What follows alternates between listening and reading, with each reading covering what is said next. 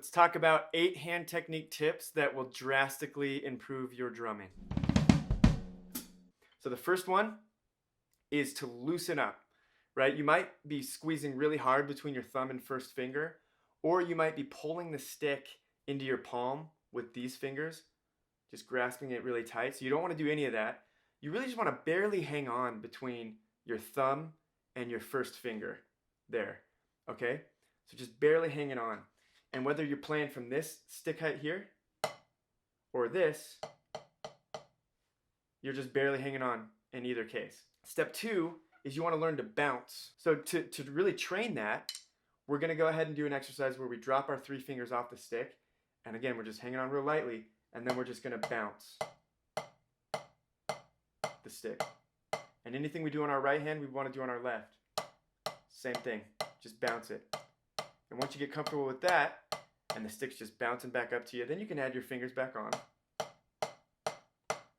But again, the goal here is just to stay really, really loose, okay? And what this does, learning how to bounce the stick, is now, and this is step 3, we can use our fingers to play the stick, okay? So if you see, these fingers are actually playing the stick. They're not grabbing onto the stick now. That's all happening here. But they're actually playing the stick. So if you want to play like triples,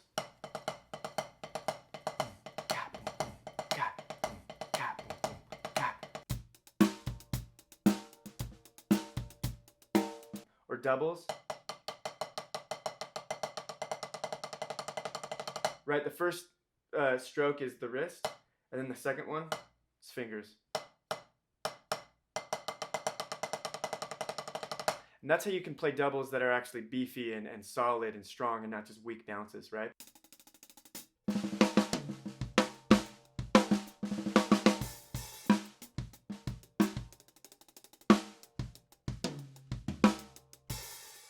And then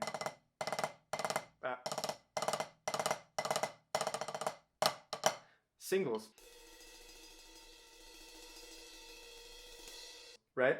And if you want to work out your singles, learn to play them in American grip and French grip too.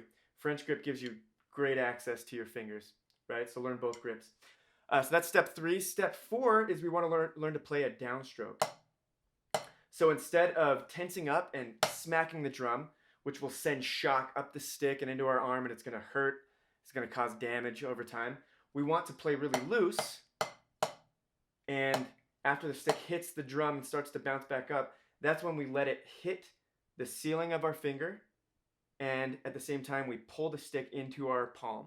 So that way we can stay loose and also stop the stick low next to the head. Now sometimes after you stop the stick, you're going to want to play really low, intricate stuff that uses your fingers. So that's when you're doing stuff like, you know, builds in like EDM songs, the rise right before like the drop and stuff. So you'll hear it in a bunch of tracks like.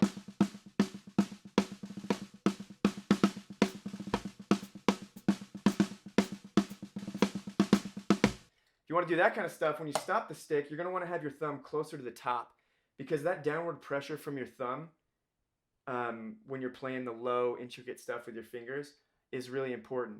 So just, you can practice both, you know? If you're just playing backbeats like,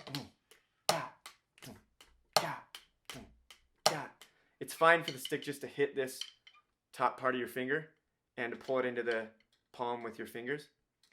But yeah, if you want low, light, intricate finesse stuff with your fingers, make sure the thumb's closer to the top. So the next one is low, light taps, okay? I want to play really low and light ghost notes and grace notes and stuff. So if you're playing like a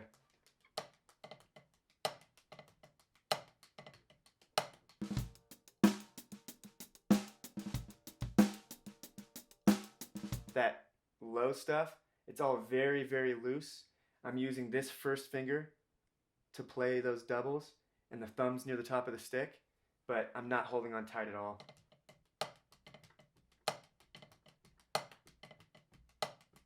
Right? Okay, number 6 is playing rolls with your arms instead of your wrists. So we want to play rolls from our arm and not from our wrist, because if we do it with our wrist, it's not going to sound as good and it's really going to hurt pretty quickly, right? So instead, we play with the sticks at a downward angle to the head, thumbs on top, so we're pushing down. And this is actually a moment where we are putting some tension, downward pressure from the thumb, but it's necessary here. And then you can see I'm using my entire arm to play that.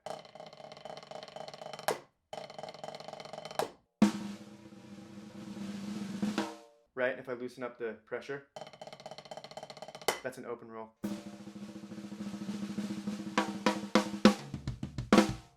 So open, closed, or buzz. Right?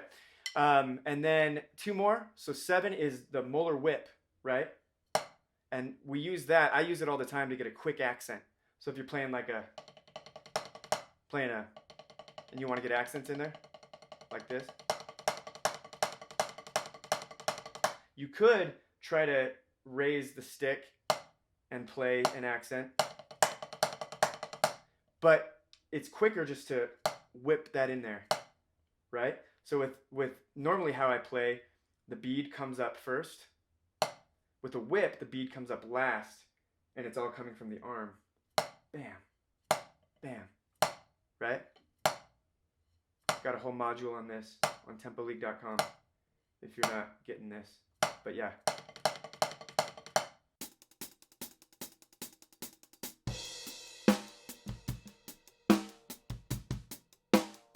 And finally, drop catch. So you drop the stick, and then you catch it into your palm with your fingers. Drop, catch. It's also called push-pull. So push, pull, push, pull, push, pull. So the Rosanna Shuffle.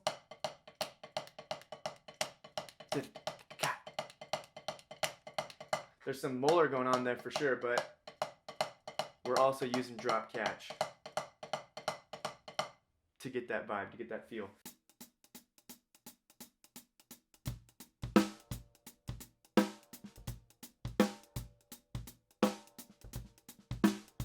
Also like linear stuff, so like 4, 1.